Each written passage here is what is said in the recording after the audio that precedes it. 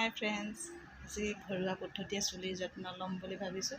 আপোনালোকে চাই থাকিব মই কেনেকৈ চুলিৰ যত্ন লওঁ। এল'ভেৰাজোপা এইফালে আছে, সৰু সৰু, সেইকাৰণে কাটিবলৈ অলপ দিগদাৰ হয়। একেবাৰে সৰু সৰু ধূলি, আৰু আমাৰ ইয়াত ধূলিয়ে পাতবিলাক ধৰিবই নোৱাৰি, দেখিছে। একেবাৰে পাতবিলাক ধৰিব নোৱাৰি ধূলিৰ পৰা। কাটি লওঁ, যেনে তেনে দুডালমান কাটি ল'ব পাৰিলেই হৈ গ'ল। দিগদাৰ হৈছে। নয়নতৰা পাত আৰু ফুল লৈ লওঁ।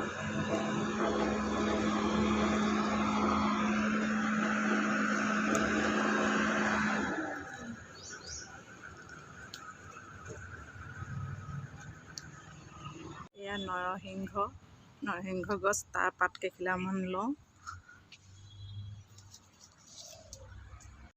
জবা ফুল নাই, কেইপাহমান পালোঁ, সেই কেইপাহকে এইটো কলিটোকে ছিঙি লওঁ।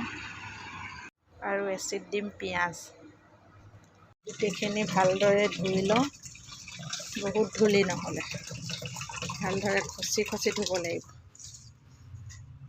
এতিয়া ধুই ল'লোঁ, এতিয়া ভালদৰে পিচি ল'ম। ধুনীয়াকৈ পিচি ল'লোঁ। এতিয়া আৰু সানিম। ভালদৰে লগাই লওঁ। লগাই হৈ গ'ল। এতিয়া 2 ঘণ্টামান থাকিম আৰু তাৰপাছত ধুই দিম। কিন্তু আজি চেম্পু নিদিওঁ, আজি চেম্পু নিদিয়াকৈয়ে ধুম। কাইলৈহে চেম্পু দি ভালকৈ চুলিকেইডাল ধুই দিম।